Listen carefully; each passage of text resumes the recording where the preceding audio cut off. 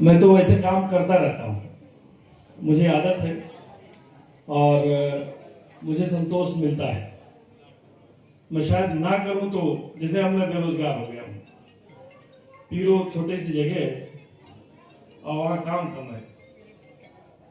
मैं ज़्यादा काम करने का आदी हूँ, तो लेकिन फिर भी मैं काम खोज रहा हूँ, काम निकाल रहा हूँ, तो निकल जाएगा। तो ये मैडम है, इन्होंने कहा कि भाई हमको कुछ काम करना है, तो हमने कहा काम क्या करेंगे, काम करना है तो फिर लोगों की सेवा करना है। लोगों की सेवा करना है तो फिर मुझे याद आए श्रवण जी, याद आए ये संगम जी, कि इनको कहीं ऐसी जगह से जोड़ा जाए जिससे कि लोगों की सेवा हो सके। तो इनको कुछ धनार्जन भी करना था। हमने कहा ये काम तो नहीं हो पाएगा, धनार्जन तो मैं ही कर रहा हूं, वो मुझे छोड़ दो, तुम सेवा करो। तो इनको हमने इसीलिए लायंस क्लब से जोड़ा।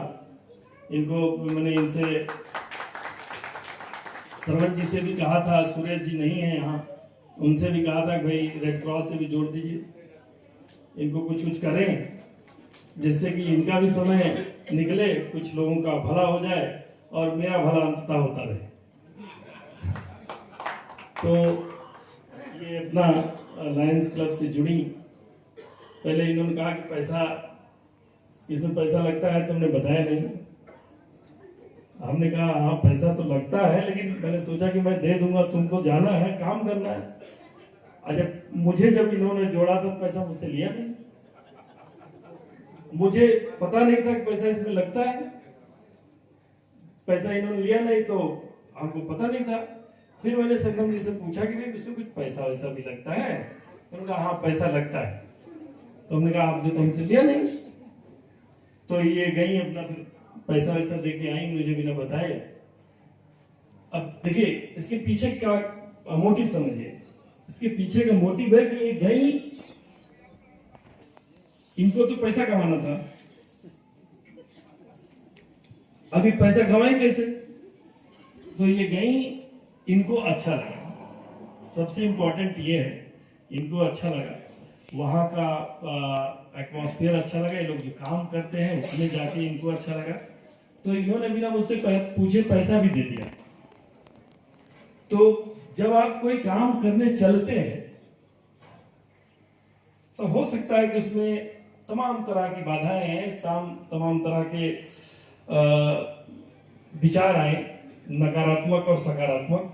लेकिन जब आपको काम अच्छा लगने लगता है तो सारे विचार, सारी बाधाएं, सारी तकलीफें खत्म हो जाती हैं और आदमी उस चीज को एंजॉय करने लगता है। मैं आप सबको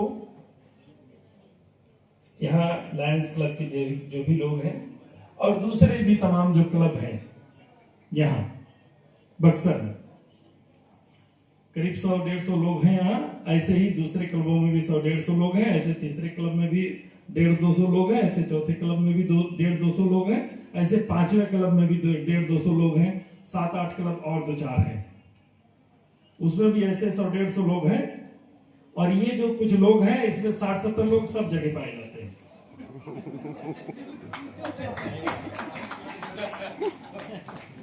तो इसलिए पाए जाते हैं कि इनको फोटो खिंचाने का बहुत मतलब नहीं है, फोटो का कोई बहुत मकसद नहीं है।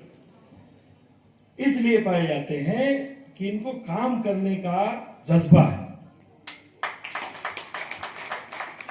इनको अपना पैसा लगा के काम करने का जज्बा है। तो मैं बार बार सब बहुत जो भी लोग मुझसे बात करते हैं, मैं कहता हूं कि बक्सर में सिविल सोसाइटी जितना डेवलप है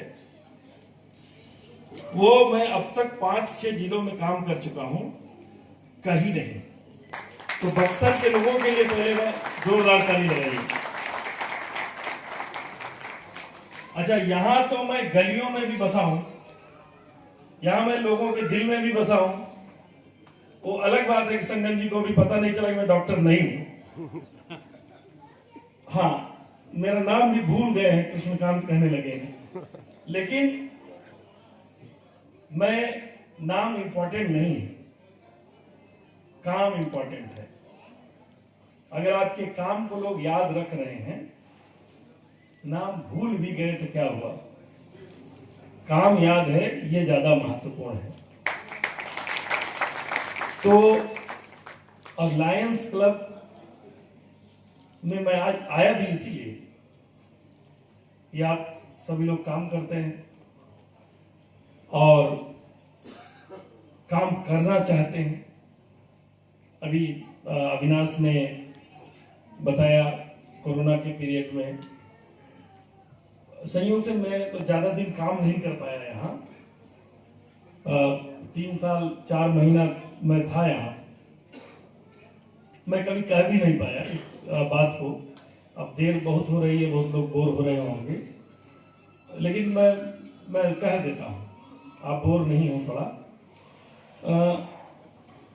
मैं 3 साल 4 महीना था, करीब 40 महीना,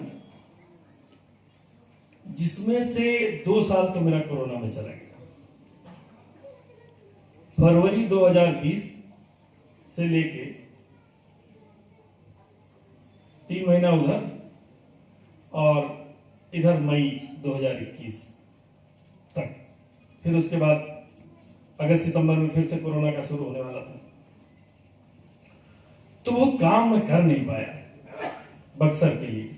ये कोरोना पीरियड और जो डेवलपमेंट के काम थे, और जो उसी में 2 चुनाव भी आ गए, एक लोकसभा और एक विधानसभा। उसी में एक पैक्स का भी चुनाव आ गया था और पैक्स अध्यक्ष बैठे हुए। तो बहुत काम करने का अवसर नहीं मिला, लेकिन जितना काम करने का अवसर मिला उसका मैंने दिन रात करके सदुपयोग किया।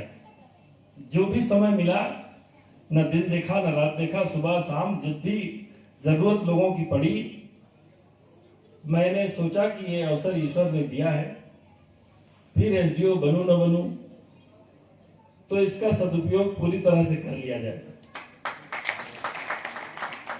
और अभी भी मैं वही कर रहा हूं।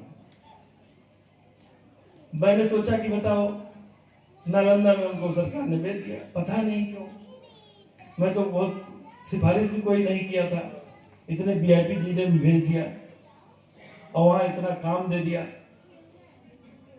फिर मैंने सोचा कि कोई न कोई भगवान के जरूर मन होगा।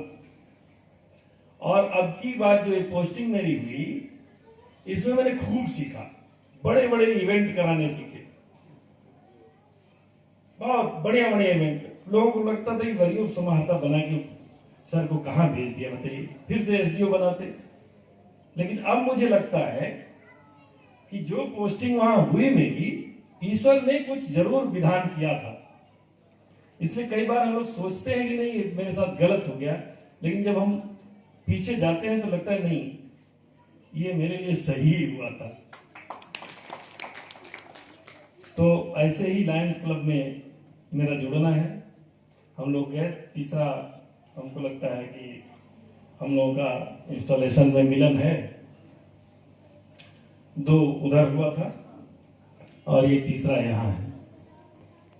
तो उसी साल में ये गोयल जी और ये लोग नंदू जी से मैंने अनुरोध किया कि सभी लोग फिर से जुड़ जाएं। तो सभी लोग जुड़ गए संयोग से, हमको भी इन्होंने सदस्य बना लिया। 13 सदस्य उस इंस्टॉलेशन में बने थे नए। तो लोग जुड़ते जाते हैं, कारवां बनता जाता है। कम हो या ज्यादा बहुत महत्वपूर्ण नहीं है, महत्वपूर्ण है कि मन से कितने लोग जुड़े हैं। अगर मन से 10 लोग भी जुड़े हों तो अपने में कारवां होता है, बस जुड़ना चाहिए। इसलिए आप सबका मुझे यहाँ पुनः बुलाने के लिए बहुत बहुत धन्यवाद। आप सबका इस पूरे कार्यक्रम को इतना बेजोड़ बनाने के लिए धन्यवाद। और आप सबके दिलों में मैं अभी भी जिंदा हूं, इस बात के लिए बहुत बहुत धन्यवाद। Thank you.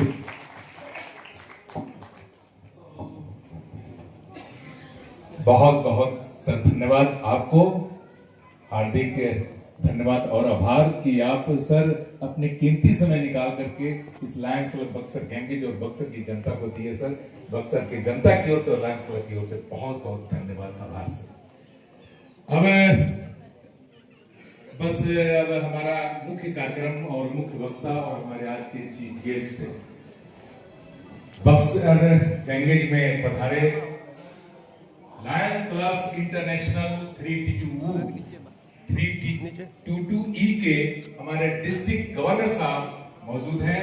अब उनका आह्वान करते हैं कि वो आए और